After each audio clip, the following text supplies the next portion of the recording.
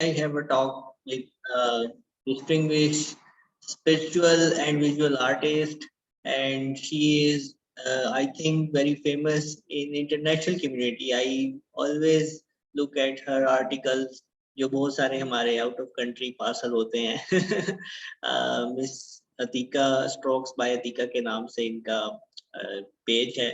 और visual artist में जहाँ तक मैं समझता हूँ डिफरेंट लोगों के डिफरेंट कॉन्सेप्ट्स होते हैं, बट आई फील के आर्टिस्ट जो है वो बहुत कुछ ऐसा डिपिक्ट कर रहा होता है जो अमूमन वर्ड्स में हम नहीं समझ सकते. सो फर्स्ट ऑफ ऑल तो ma'am, thank you so much, आपने टाइम निकाला.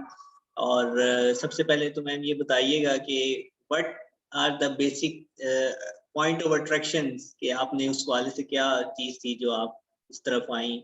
अमूमन जो हमारा ट्रेडिशन है एकेडमिक्स के हवाले से हमें डॉक्टर इंजीनियर बनने का कहा जाता है, तो ये एक अलग सी फील्ड जिसमें आई थिंक पाकिस्तान में भी इतनी वो स्कोप भी नहीं है और प्रोफेशनली. तो क्या आपने सोच के इस तरफ आई? Assalamu alaikum, sir. Hope you're doing good. Thank you so much for having me. Initially, it's an honor for me. So, up coming to the point. Uh, Honestly speaking, मेरा भी कोई art background नहीं था when it comes to studies. जब मैंने अपना अच्छा पढ़ाई शुरू की, मैंने MBA किया हुआ है. I'm an MBA in HR. और अच्छा उसके बाद I did my law. So basically मैं lawyer हूँ. लेकिन अच्छा अच्छा, माशाल्लाह. career wise अगर आप देखें तो मैं I'm an artist. तो ऐसा नहीं है कि मैंने इनिशियली पढ़ाई शुरू ही आर्ट से की. ऐसा बिल्कुल नहीं था. मैंने कभी नहीं सोचा था कि मैं कोई I'll be an artist. ये तो मैंने कभी भी नहीं सोचा हुआ था. हाँ, मेरे अंदर एक आर्टिस्ट जरूर था हमेशा से, बचपन से. जब मैं कुछ करती थी, छोटी छोटी चीजें, कुछ भी चीज ले लें तो उसके अंदर कहीं ना कहीं आर्ट जरूर रिफ्लेक्ट होता था, क्योंकि मुझे शौक था. इट वाज इन मी हमेशा से. बचपन से पेंटिंग्स करना, बचपन से छोटी छोटी चीजें करना. लेकिन बस वन फाइन डे, इनफैक्ट थोड़ा सा ड्रामेटिक मेरी स्टोरी है. वो वाचिंग दिस ड्रामा अलिफ, एक ड्रामा आया था हमजा अली अब्बासी का. तो वो ड्रामा मैंने देखा, और वो देखते देखते मैंने रैंडमली बस उसके उसमें इंस्पिरेशन में मैंने कलम उठाया और मैंने वो पेंट करना बल्कि शुरू किया. और ऐसे पहली जो मैंने पेंटिंग वैसे तो बचपन से करती आई, लेकिन जब वो वैसे उस ड्रामे की नियत से की तो वो वैसे एक अल्लाह लिखा, एंड दैट मुझे वो चीज बहुत क्लिक की. फिर मैंने सीखा, फिर उस चीज को, क्योंकि मेरा ये था कि मैं I have been a perfectionist हमेशा से. मैं जो भी करूं मुझे होता था उसमें पूरी दिल डाल के, जान डाल के काम करती थी, ऐसे खुद से नहीं. तो फिर मैंने सीखा, मैं प्रॉपर टीचर के पास गई, उनसे प्रॉपर सीखा, उन्होंने बहुत अच्छा सिखाया. सर अशर ने बहुत मेहनत की. उसके बाद फिर तब भी मैंने ये नहीं सोचा था कि मैं इसको प्रोफेशनली लेके चलूंगी. मुझे शौक इनिशियली था पोर्ट्रेट्स बनाने का, तो मैंने पोर्ट्रेट्स बनाए और मुझे बहुत ज्यादा पसंद थे घोड़े. मुझे अभी भी ऑब्सेशन है घोड़ों से, मुझे घोड़े बहुत पसंद है. तो मैंने स्केचिंग भी घोड़ों की, पेंटिंग भी घोड़ों की. अ, फिर Aahista Aahista I don't know, कोई चीज मेरे अंदर आई जब मैंने कैलीग्राफी शुरू की, तो वो मुझे बस फिर वो खींचती गई, एंड देन मैंने बिल्कुल छोड़ दिया पोर्ट्रेट्स और बाकी चीजों की, और फिर मैं सिर्फ कैलीग्राफी की तरफ ही आ गई. तो वो एक ट्रांजिशन था. लेकिन ऐसे इनिशियली स्टडीज को लेकर के या बचपन से मैंने कभी ये सोचा नहीं था. ये आई सोचा डोंट नहीं नो, था. कभी कभी मुझे लगता है कि मैंने इस फील्ड को नहीं चूज किया, इस फील्ड ने मुझे चूज किया. मुझे माशाल्लाह. आई हैव बीन, हाँ, तो मैं इसकी तरफ खुद से आई. और बस जब आई तो फिर पूरी तरह से आ गई, फिर पूरी बाकी सब तरह. छोड़ दिया. तो जब आपने से बाकी सब कुछ छोड़ा तो आपको वो जिसे कहते हैं एक्सेप्ट करने में कितना, एडजस्ट करने में कितना टाइम लगा कि अब मैंने यही करना है? ज्यादा नहीं, ज्यादा नहीं, ज्यादा नहीं अल्हम्दुलिल्लाह. लगा. क्योंकि फैमिली बहुत सपोर्टिव थी इस चीज में. मैं उनको बहुत क्रेडिट दूंगी. मेरी फैमिली, मेरे फ्रेंड्स, वो बहुत सपोर्टिव थे. मेरे हस्बैंड, उन्होंने बहुत इनकरेज किया, इनफैक्ट उन्होंने अप्रिशिएट किया कि ये चीज तुम अच्छी कर रही हो. फिर टीचर्स ने भी बहुत अच्छे से इनकरेज किया, गाइड किया. तो वो कुछ चीज ऐसी होती गई कि मेरे लिए वो चीजें, उस चीज में आना मुझे बहुत मुश्किल नहीं लगा. हालांकि मेरे फादर को बहुत एतराज था, बिकॉज वो खुद लॉयर है और उन्हें बहुत शौक से मुझे वो कराया. तो उनको था कि ये क्या कर रही है. स्पेशली मेरा एक फैमिली लीनियज था और उसको लेके चलना था, जज बनना था, उनके बड़े ख्वाब थे. ऐसे तो वो ही है. अभी भी मुझे जब मिलती हूँ तो उनको उनको कहीं ना कहीं, लेकिन फिर जब वो देखते हैं कि मैं करके आ रही हूँ तो फिर वो फिर चुप हो जाते हैं. फिर हाँ. उसको खुशी मिलती है कि चलो ये भी अच्छा है. लेकिन कहीं ना कहीं उनको वो एक गिल्ट है कि मेरी बेटी ने मेरी वाली जैसे गद्दी नहीं संभाली. She really wanted. लॉयर बनूं और उसको फिर मैं बिल्कुल। जज आगे जाऊं, और वो उनका एक ख्वाब मुझे लगता है वो रह गया। बट अगेन फिर वही वाली बात है कि जो मैं कर रही हूँ वो उनको इतना पसंद है कि फिर हम्म। उसमें कहीं ना कहीं खुश हो जाते हैं।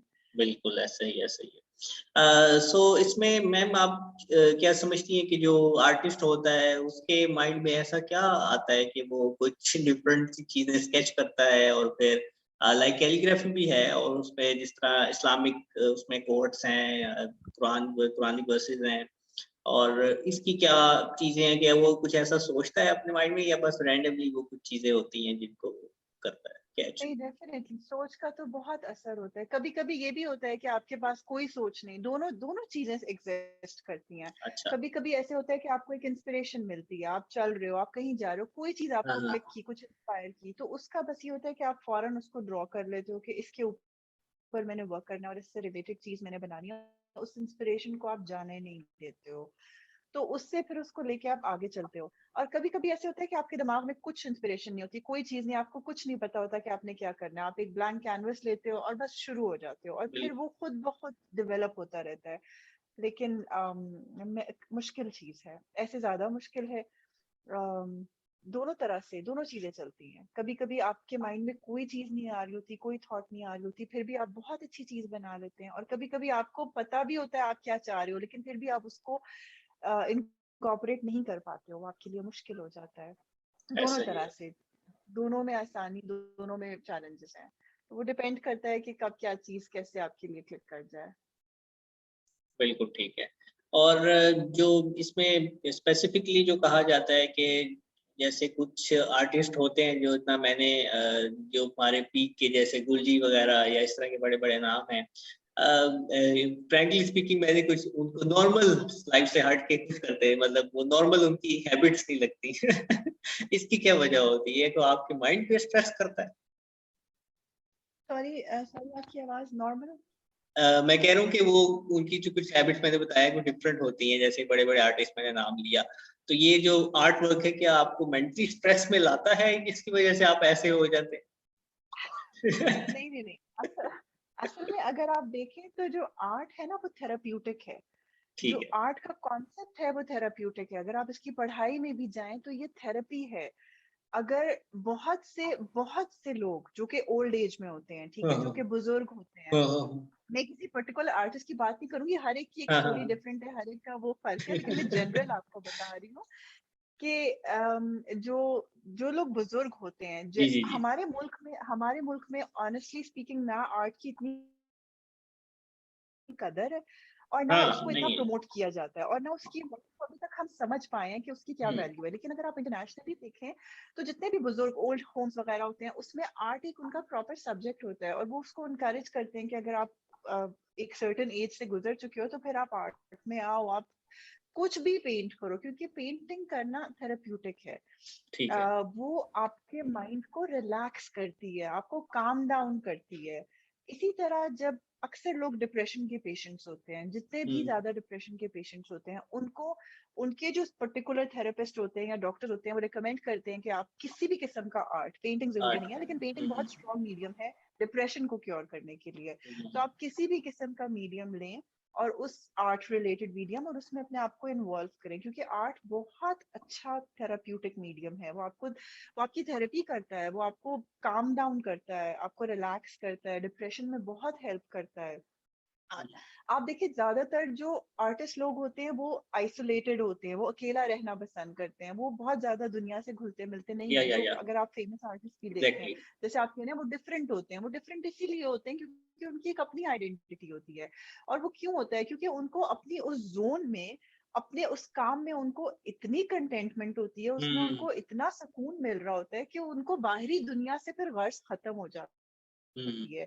ये एक आपको एक उस स्टेट में ले जाती है कि जहां आप उसी चीज में महव हो जाते हो, आप उसमें खुश हो जाते हो। तो आपको बाहरी दुनिया से सिर्फ नहीं पड़ता कि आपकी, जैसे एट टाइम्स आर्टिस्ट लोगों की जो आप कह रहे हैं, जैसे पेरेंट्स भी, या वो भी, उनको इससे फर्क नहीं पड़ता, क्योंकि वो एक स्टेट है माइंड का कि वो उसमें इतने कंपोज है, इतने काम है कि उनको इससे फर्क नहीं पड़ता कि हाँ, आप क्या हाँ। सोच रहे हैं या वो क्या सोच रहा है। वो खुद खुश है, और मुझे लगता है ये चीज बहुत जरूरी है। ऐसा ही है। हम लोगों की आधी जिंदगी इस चीज में गुजर जाती है कि ऑब्वियसली इम्प्रेशन के उसमें कि कोई हमारे बारे में क्या कहेगा, क्योंकि हम लोग दूसरों के लिए जीते हैं। तो जनरली आर्टिस्ट लोग वो होते हैं जो खुद के लिए जीते हैं, वो अपने उस हम्म। काम में बहुत। और आप देखिए लोग जो जॉब भी कर रहे हैं, जो किसी भी करियर में है, वो लोग काम कर रहे हैं या तो पैसा कमाना है या हाँ। रिस्पॉन्सिबिलिटी है, वो उसको काम को काम की तरह कर रहे हैं। लेकिन अगर आप एक आर्टिस्ट की लाइफ को देखें तो वो काम को काम की तरह नहीं कर रहा होता, उसके लिए वो उसका पैशन होता है, वो जुनून होता है। तो वो उसको उसकी वजह से उसका काम चलता है, हाँ वो एक अलग चीज है। लेकिन काम या पैसा या वो चीज उसकी मेन चीज नहीं होती, उसका मेन चीज उसका अपना वो होता है। तो ये थोड़ी सी डिफरेंट फील्ड है, हाँ। और थोड़े डिफरेंट होते हैं आर्टिस्ट लोग, ऐसा अलग ही है। थलग, थोड़े सीरियस, हाँ हाँ हाँ हाँ हाँ, मतलब बिल्कुल। ऐसे ही, हाँ ये है। लेकिन एंड अब बट, वैसे थोड़ा सा ट्रेंड चेंज हो गया है, अब जी जी जी। आर्टिस्ट भी थोड़े डिफरेंट होते जा रहे हैं हर चीज के। हाँ। और मैम ये जो इसमें आर्किटेक्चरिंग और ये बिल्कुल अलग डोमेन है, या ये भी आर्ट्स के साथ ही अलग है? ये अलग है। आर्ट है, आर्किटेक्चर भी। लेकिन आर्किटेक्चर बेसिकली आपका वो भी एक आर्ट की फील्ड आ जाती है, लेकिन वो फर्क हम्म चीज है। उसमें आप बिल्डिंग्स के साथ, आप लाइंस के साथ, आप बहुत आर्किटेक्चर एक ऐसी चीज है जो कि आप पढ़े बगैर नहीं कर सकते हो, जिसके लिए हम्म आपको प्रॉपर एजुकेशन लेनी चाहिए। वो एक हम्म फर्क फील्ड है। ये जो आर्ट है इसमें ये है कि आप बहुत से आप देखेंगे सेल्फ टॉट आर्टिस्ट भी होते हैं, और वो बहुत अच्छा काम कर रहे हैं, जो कि खुद से सीखते हैं, खुद से एक्सप्लोर करते हैं। उसके लिए पढ़ाई का मेन होना जरूरी नहीं है, लेकिन आर्किटेक्चर के लिए पढ़ाई बहुत जरूरी है, मुझे लगता है। वो एक फर्क हम्म फील्ड है। आप सोचे आपने पूरी पूरी बिल्डिंग्स बनानी है, वो पूरे पूरे नक्शे क्रिएट करने हम्म हैं, हम्म, हम्म, बहुत सी और चीजें क्रिएट करनी है, तो उसके लिए आप खुद से नहीं कर सकते हो। दोनों फर्क फील्ड्स हैं, बहुत ज्यादा फर्क है। लेकिन हाँ रिलेटेड भी है इन अ वे। आर्ट के अंदर आर्किटेक्चर का एक सेक्शन आता है, लेकिन वो बहुत हम्म। छोटा होता है। आर्किटेक्चर एक सेल्फ एक बहुत बड़ी फील्ड है, और ये एक फर्क फील्ड है, ठीक हो गया, बट ठीक है। दोनों कनेक्टेड हैं। कनेक्टेड है। हाँ, बेसिक तो जाहिर है, कोई भी चीज़ है उसकी कोई इमेजिनेशन तो होती है ना, जाहिर है आर्ट्स उसको देखती ही है। और ये जो मैम स्पिरिचुअल एक्सटेंड में जो स्पेशली रूमी के और हम कोट्स देखते हैं, why he is always affiliated for art world की पीपल, क्यों होता है ये? मैंने मैम शम्सी और उनसे भी पूछा था, किरण से भी, कि ये क्यों होता है?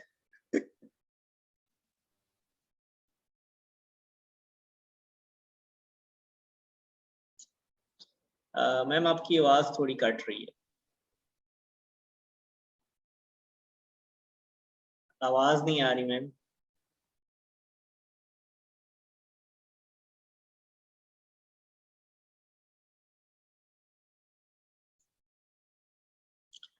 आप रिकनेक्ट कीजिएगा।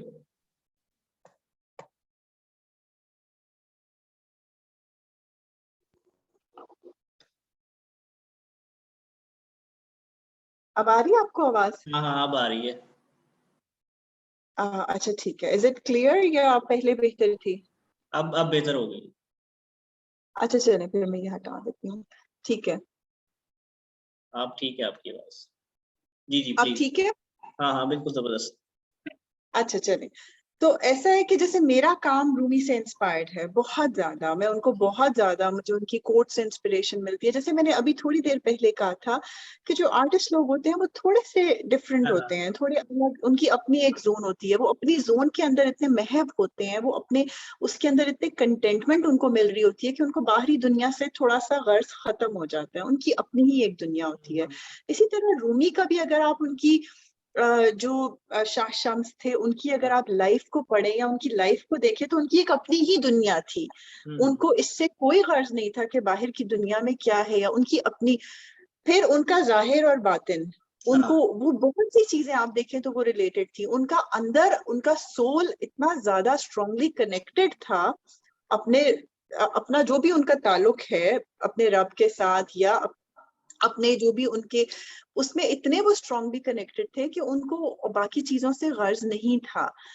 तो वो स्पिरिचुअली उनका बहुत ज्यादा उनकी हर चीज में मुझे लगता है आर्ट था, उनकी हर चीज में। उनकी कोट्स अगर आप पढ़ें, उनका जो कनेक्शन है अल्लाह के साथ वो इतना स्ट्रांग था कि उसके लिए अक्सर जैसे हम लोगों को अगर आप जो हमारा कल्चरल नॉर्म है उसमें ये है कि जो हमारा जो हम लोग समझते हैं कि जो अगर एक जो कि जेन्युइनली है, अगर आप दीनी हो तो आपका पेरेंट्स भी वैसा होना चाहिए, लेकिन कभी कभी जरूरी नहीं है।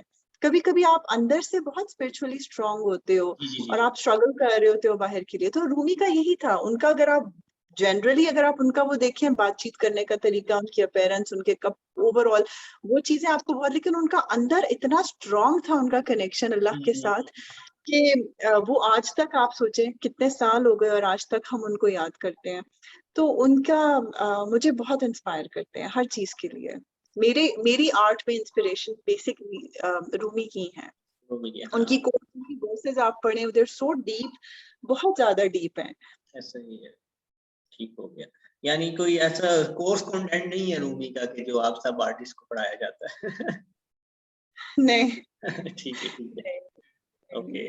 हर अदर एक की देन, अपनी इंस्पिरेशन है।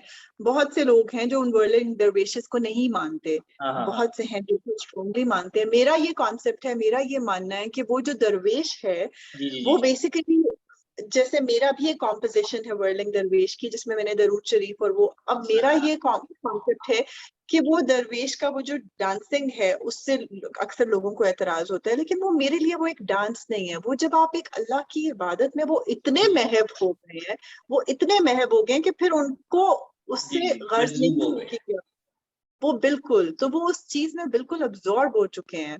तो वो उनका एक कनेक्शन है, उनका एक तरीका है अल्लाह से कम्युनिकेट करने का। ऐसा ही। तो वो चीज मुझे बहुत इंस्पायर करती है कि किसी हाँ, भी चीज को, कुछ भी, मुझे लगता है आप कोई भी काम करो तो बस ऐसे करो कि बस फिर वो आपका जी जान उस काम के साथ लगे। आपकी टोटल डेडिकेशन और कमिटमेंट उस काम के साथ होनी चाहिए, चाहे वो इबादत हो, चाहे वो काम हो, चाहे वो कुछ भी हो। हुँ, ऐसा ही, ऐसा ही। ज़बरदस्त।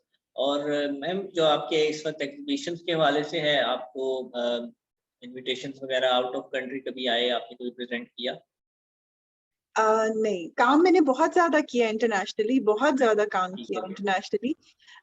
बहुत सारे ऑर्डर्स उस तरह से लेती हूँ, जी, जी। लेकिन अभी मैंने कोई इंटरनेशनल एग्जीबिशन या उस तरह से अभी कुछ नहीं किया। अभी कुछ नहीं, आई अभी थिंक अभी हमारी इंशाल्लाह स्टेट बहुत की कुछ। ज़रूरत है इस पे, एक हमारे कल्चर को और इन चीज़ों को ऊपर काम करने की और इनको बिल्कुल, एप्रिशिएट करने की।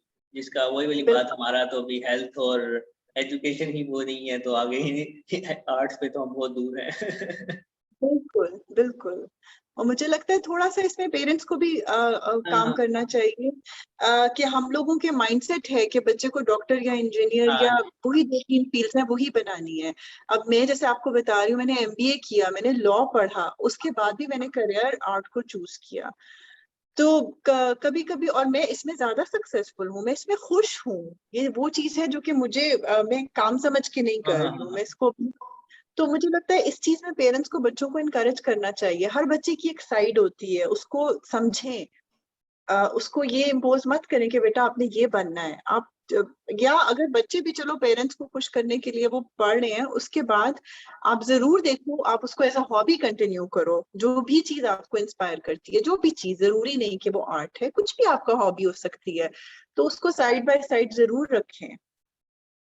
ओह! बिल्कुल ऐसा ही, ऐसा ही। और जो ये थोड़ा-सा आपने कहा कि हमें आना चाहिए, जैसे आप तो अपने शौक से आईं। लेकिन आर्ट्स के जो दूसरे सब्जेक्ट्स में जब हम आर्ट्स की तरफ जाते हैं, तो वो एक बिल्कुल ही हमारी सोसाइटी से अलग ट्रेंड पे निकल जाती है।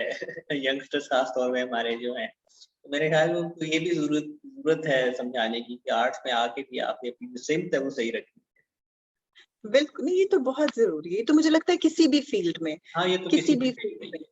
आपने अपनी सेंस सीधी रखनी है। और बहुत दफा ऐसे होता है कि जो चीजें आपने किताबों में, जैसे मैं लॉ को लेकर के भी बात करती हूँ, कुछ सब्जेक्ट्स हैं जो कि हमने पूरी पूरी किताबें 3-4 सालों में पढ़ी हैं और उनका प्रैक्टिकल लाइफ से कोई लेना कोई देना नहीं है, लेना-देना नहीं है। लेकिन आपको फिर भी वो पढ़नी पड़ती हैं। हुँ। लेकिन तो ये बहुत जरूरी है कि प्रैक्टिकल लाइफ और जी, जी, पढ़ाई में जी। फर्क है।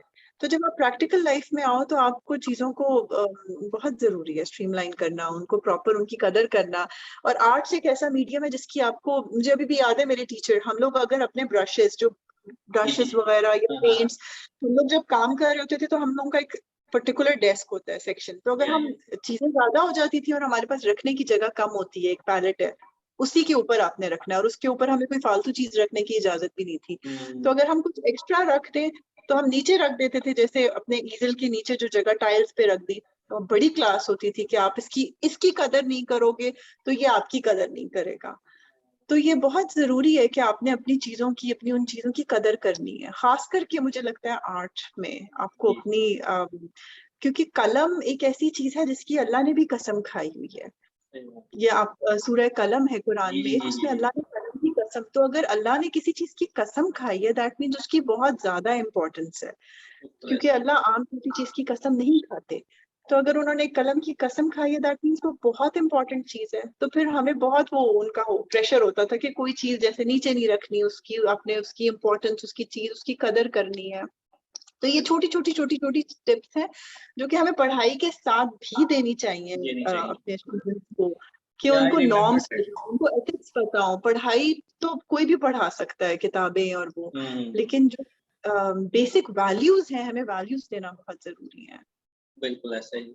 Yeah, my one of the elder brother is also textile designer, so I know somehow कि काफी ज्यादा इस चीजों में होता था वो पेंट्स और उनकी जो चीजें कभी आगे पीछे हो जाए। हाँ और बिल्कुल। मैम दूसरा जो इसमें आर्टिस्टिक वर्ल्ड में ही हमारा जो एक वो कल्चर है जिसमें कहते हैं प्रेजेंटेशन प्रेजेंटेशन में जब हम जाते हैं तो वो कुछ डिफरेंट है या वो भी इसी में आता है, लाइक आपने डिफरेंट स्केचेस को ड्रॉ करना है ह्यूमंस का, बॉडीज का, और वो और जो आपकी जैसे है, आई थिंक मैंने ज्यादा आपकी इस्लामिक देखी है कुरानिक वर्सेस, तो वो जैसे मैंने इसमें आपको, आगे सब डिवीजन है या एक ही है? नहीं नहीं नहीं, बहुत ज्यादा डिवीजन है। आर्ट इतना बड़ा एक, ये तो एक दुनिया है, इसको आप एक्सप्लोर कर ही नहीं सकते हो। प्रॉपर सब्जेक्ट्स हैं, जैसे अगर आप ह्यूमन बॉडी को लेकर के कह रहे हो तो वो एक प्रॉपर सब्जेक्ट है जिसमें आपको डायमेंशंस, आपको एस्पेक्ट्स बताए जाते हैं, फिर लाइट्स, डार्क, शैडोज, बहुत ज्यादा इसमें डेप्थ है, बहुत डिटेल्स हैं। मैंने जैसे आपको बताया इनिशियली, मैंने हर स्टार्ट तो मैंने हर चीज से किया था, आहिस्ता आहिस्ता आहिस्ता आहिस्ता फिर मैंने गिव अप कर दिया। जैसे अब मैं बिल्कुल अच्छा अच्छा पोर्ट्रेट्स और शक्लें नहीं बनाती हूँ, शक्लों को लेकर के मैंने गिव अप कर दिया था। तो मैं थोड़ा सा इस्लामिक साइड पे आ गई, बट अभी भी जनरली जैसे लैंडस्केप है, अभी जैसे एक फ्लावर है तो इस तरह लैंडस्केप या वो चीजें मैं अभी भी करती हूँ, बट सिर्फ मैंने दूसरी साइड को गिव अप कर दिया था। लेकिन ये बहुत बड़ी फील्ड है। अगर आप एक कैलीग्राफी को भी लेकर के देख लें तो कैलीग्राफी एक बहुत वसी फील्ड है। बहुत से स्टाइल्स हैं जो हमारे फेमस मशहूर जो पुराने चले आ रहे हैं, आजकल तो लोग नए स्टाइल्स क्रिएट कर रहे हैं। अब ये बहुत अच्छी एक एडवांसमेंट है कि आर्टिस्ट ने अपने स्टाइल्स क्रिएट करना शुरू कर दिए हैं। इसमें पहले जैसे जो मशहूर थे, जो उनको खत कहते हैं, कूफिक स्क्रिप्ट था, नस्तलीफ था, तो ये फेमस स्क्रिप्ट, लेकिन हर स्क्रिप्चर के अंदर भी बहुत काम हुआ हुआ है। ये बहुत बड़ा, मुझे लगता है अपनी एक जिंदगी में इंसान सब कुछ एक्सप्लोर नहीं कर सकता।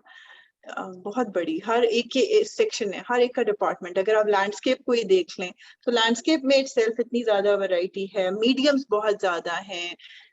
हम जनरली लोगों का कॉन्सेप्ट होता है कि पेंटिंग है तो वो सिर्फ ब्रश से ही होती है, ऐसा नहीं है। आप ब्रश से करते हो, नाइफ से करते हो, हाथों से करते हो, अब बहुत ज्यादा उसके अंदर डिटेल्स हैं। बिल्कुल ठीक हो गया। यानी वो एक बिल्कुल अलग उसमें जाए तो एक अलग स्पेशलाइजेशन कह लें, स्पेशल उसकी अलग है ट्रेनिंग। बिल्कुल बिल्कुल, तो वो आर्ट के अंदर भी बहुत ज्यादा सब्जेक्ट्स हैं ठीक और हो हर गया, सब्जेक्ट के अंदर बहुत ज्यादा डेप्थ है। बिल्कुल ठीक हो गया। और मैम प्रोफेशनली ऑनेस्टली स्पीकिंग अगर इसमें रोजगार के क्या मौके हैं अगर नई जनरेशन आना चाहे? नई जनरेशन में कहूंगी कि शुरू में मुश्किल है। इनिशियली अगर आप सोचें कि भाई आज मैंने एक मास्टरपीस बना दिया और कल को हाँ, मेरा वो, ऐसा नहीं है। मुश्किल है, शुरू में काफी स्ट्रगल है, लेकिन दिल छोटा नहीं करना, गिव अप नहीं करना, होपफुल रहना है। आहिस्ता आहिस्ता आहिस्ता आहिस्ता आपके लिए जरूर मौके पैदा होते हैं। टाइम लगता है, टाइम तो किसी भी चीज में लगता है। हाँ, आप किसी भी फील्ड में जाएं तो आपको अपना मार्क बनाने में टाइम लगता है, लेकिन रिवॉर्डिंग है, डेफिनेटली है। मुश्किल है लेकिन नामुमकिन नहीं है। टाइम लगता है, आपको टाइम देना पड़ता है, आपकी एफर्ट, आपकी मेहनत, आप उसके अंदर कितना इनपुट कर रहे हो उससे भी फर्क पड़ता है। तो सजेशन छोटी सी मैं ये देना चाहूंगी कि आप ये मत सोच के काम करें कि मैंने इससे पैसा कमाना है। आप ये सोच के काम करें कि आपने अपना बेस्ट देना है। तो जब आप अपनी पूरी बेस्ट देंगे तो इवेंचुअली उससे आपको पैसा भी आएगा। थोड़ा सा शुरू में स्ट्रगल करना पड़ता है। ये फील्ड ऐसी है कि इतने ज्यादा आर्टिस्ट हैं हमारे पास, इतने ज्यादा आर्टिस्ट हैं। आप सोचें, जैसे मैं प्रॉपर आर्ट कॉलेज या स्कूल से नहीं पढ़ी हुई, उसके बावजूद मैंने ये ऑप्ट की। तो आप सोचें हर साल कितने आर्ट स्कूल हैं जिनमें से कितने आर्टिस्ट स्टूडेंट्स निकल रहे हैं। तो कंपटीशन बहुत ज्यादा है, बहुत ज्यादा कंपटीशन है। तो आपको मुश्किल होती है अपना नाम बनाने में, करने में, लेकिन इवेंचुअली अल्लाह मियां मदद करते हैं। बस आप अपना जी जान करके अपना बेस्ट दें। तो शुरू का टाइम या स्ट्रगलिंग फेस होता है, बट आखिर में कोस्ट इफेक्टिवनेस। जी प्लीज प्लीज। रिस्क तो एक ऐसी चीज है कि हाँ जो जी, हाँ जी। आपका जो लिखा है वो आपको मिलना है अपने Yes. टाइम पे, वक्त हाँ, से हाँ। पहले, और किस्मत से ज्यादा आपको नहीं मिल सकता। लेकिन उसके लिए मेहनत जरूर करें। अगर आप ये सोचेंगे आज मैंने ये बनाई और घर बैठे बैठे मेरी बिकना शुरू हो जाएंगी, ऐसा नहीं होता। आपको बहुत मेहनत, आपको बाहर निकलना पड़ता है, आपको लोगों से कम्युनिकेट करना पड़ता है। तो ये थोड़ी जर्नी है, थोड़ा स्ट्रगल करना पड़ता है, पर वो थोड़ी सी स्ट्रगल के बाद आपको फिर उसका फल भी मिलता है। बिल्कुल ठीक। दूसरा मैं पूछना चाह रहा था कि कोस्ट इफेक्टिवनेस का मैं पूछना चाह रहा था, जैसे आप कोई एक आर्टिकल बनाती हैं तो how you decide there price, ये इतने का है, ये इसकी वैल्यू ये है, और उसको क्या कंपैरेटिव देखते हैं आप दूसरे आर्टिस्ट के जो बना रहे हैं, या आपका कोई अपना, क्या किस तरह करते हैं उसको? अच्छा, पहली चीज मैं हमेशा कहती हूँ और मैं आज भी कहूंगी कि किसी दूसरे आर्टिस्ट से अपने आप को कंपेयर मत करो, कभी भी नहीं। चाहे काम है, चाहे कीमत है, चाहे सेल या मार्केट है, किसी दूसरे आर्टिस्ट से आपने अपने जब आप कंपैरिजन में आ गए ना, तो फिर समझे आप खत्म हो गए। आपका कंपैरिजन सिर्फ, आपका कंपटीशन सिर्फ आपकी अपनी जात है। आपने अपनी जात से बेहतर होना है, आपने अपने आप को इम्प्रूव करना है हर दिन। आपका कंपटीशन आप खुद हो इस फील्ड में, एटलीस्ट मैं ये इतना जानती हूँ। क्योंकि इतना काम हो चुका है और इतना काम हो रहा है कि अगर आप उस कंपटीशन में पड़ गए कि मैंने इस आर्टिस्ट से बेहतर होना है या वो, तो फिर आप बस उस रेस में ही आप लगे रहोगे। आप अपनी जात को देखो, आप अपने आप को हर दिन बेहतर करो। दूसरी बात ये कि हर प्रोडक्ट, हर जो पीस हम क्रिएट करते हैं उसकी अपनी इम्पोर्टेंस होती है, उसकी अपनी मेहनत होती है। एक आर्ट पीस ऐसा है जो कि मैं 2 दिन में बना लेती हूँ, तो उसकी वैल्यू, और एक आर्ट पीस जो मैं 2 हफ्ते में बना रही हूँ तो उसकी वैल्यू सेम नहीं हो सकती। फिर एक चीज है जिसका साइज छोटा है और एक चीज है जिसका साइज बहुत बड़ा है, तो उसकी भी वैल्यू एक जैसी नहीं हो सकती। फिर मीडियम्स होते हैं, कुछ मीडियम में काम करना आसान होता है, कुछ में मुश्किल होता है। हर हर चीज को नजर में रखते हुए फिर हम उसकी एक फाइनल प्राइस या फाइनल जो उसकी कॉस्ट है उसको देखते हैं। फिर मेन चीज जो आर्ट में जिस तरह से प्राइसिंग रखनी चाहिए, वो चीजें या साइज या वो भी नहीं होता, वो आपके वर्किंग आवर्स होते हैं कि आपने एक चीज के ऊपर कितने घंटे लगाए, उसके बेसिस पे आप उसकी प्राइस डिसाइड करते हो। लाइक आई सेड, एक चीज अगर आपकी 2 दिन में बन रही है तो उसकी कीमत और 2 हफ्ते वाले की कीमत सेम नहीं हो सकती। हालांकि शायद देखने में वो 2 दिन वाला ज्यादा प्यारा हो 2 हफ्ते से, लेकिन वो आप जानते हो कि आपका उस पर कितना टाइम लगा, कितनी मेहनत लगी।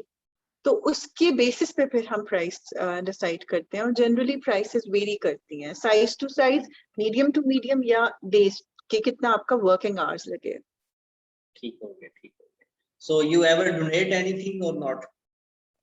Sorry? You ever donate any article or not?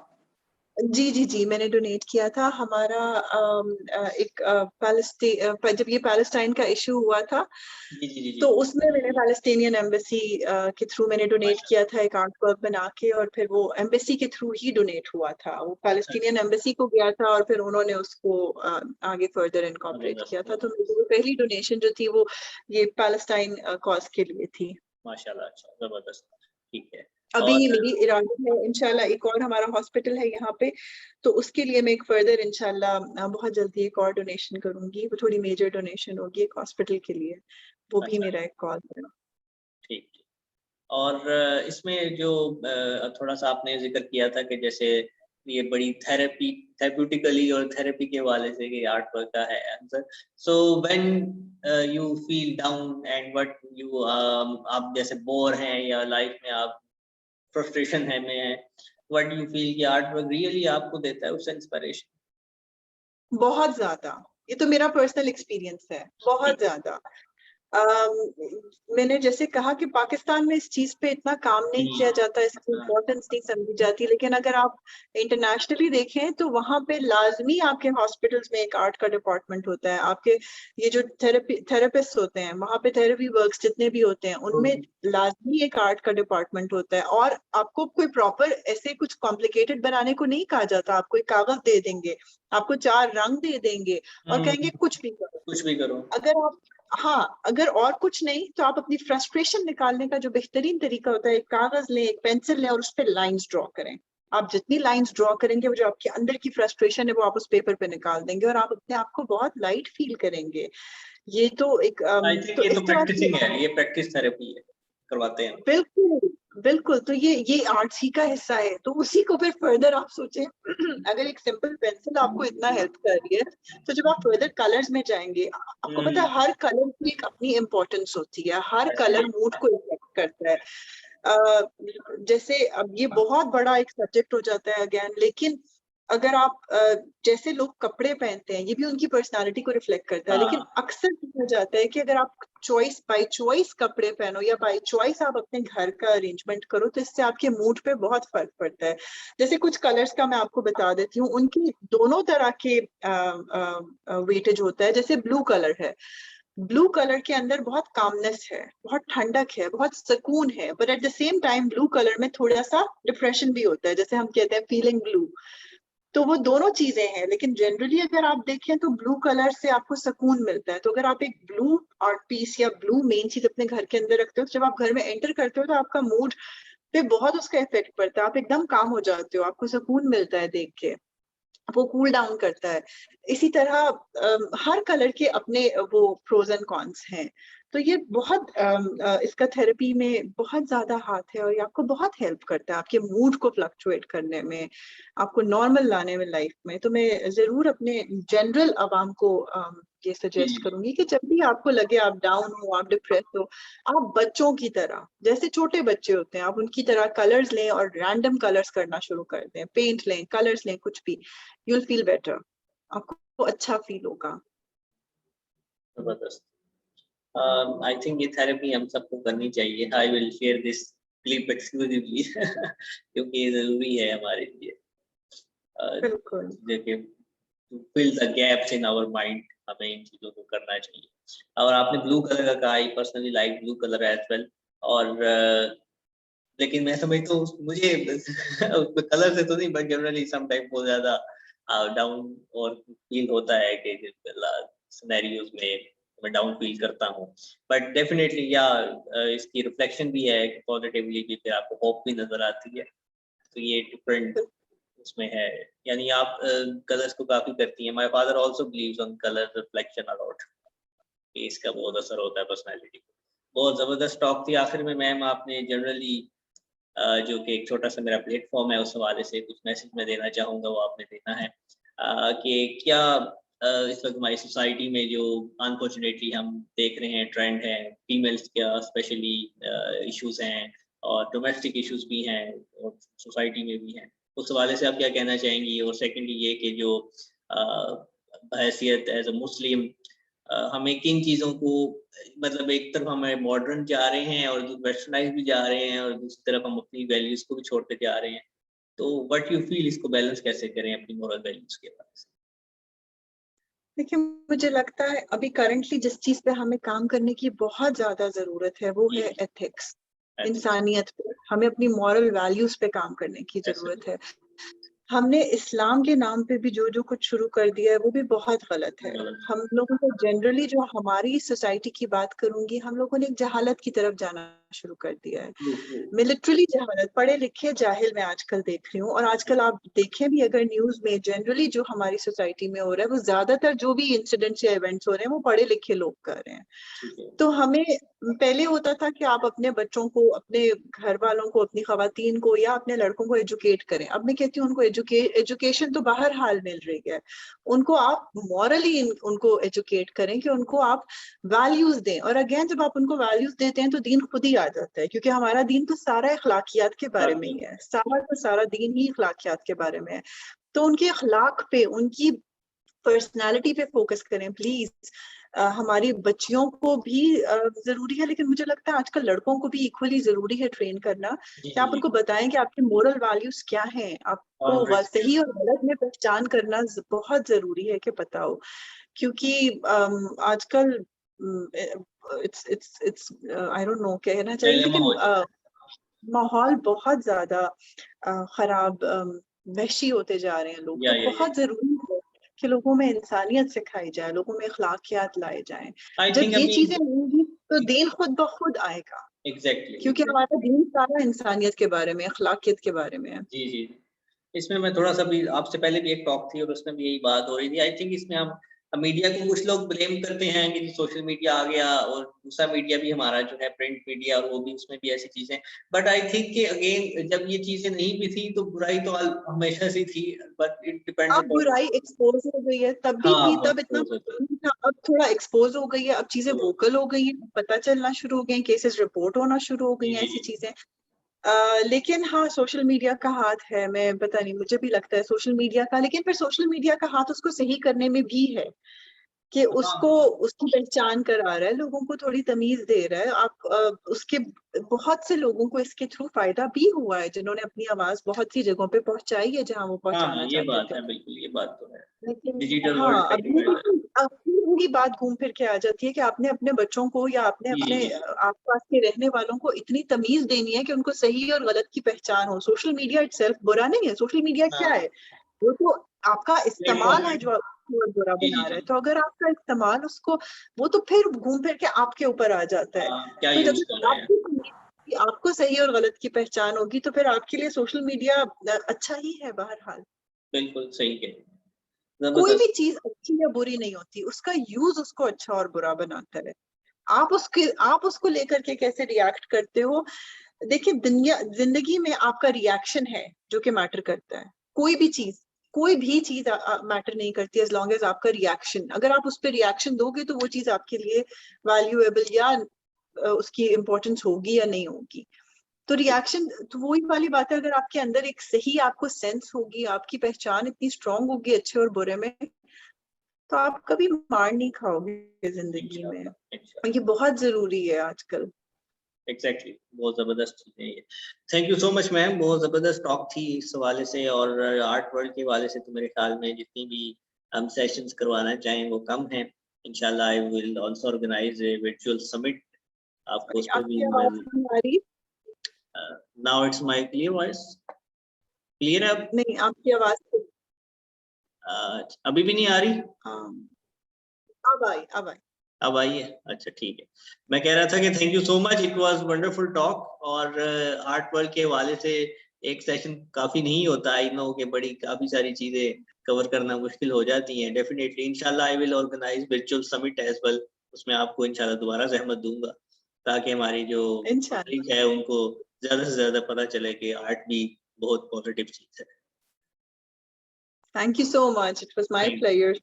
Thank you. Thank you so much. Allah Allah. Hafiz.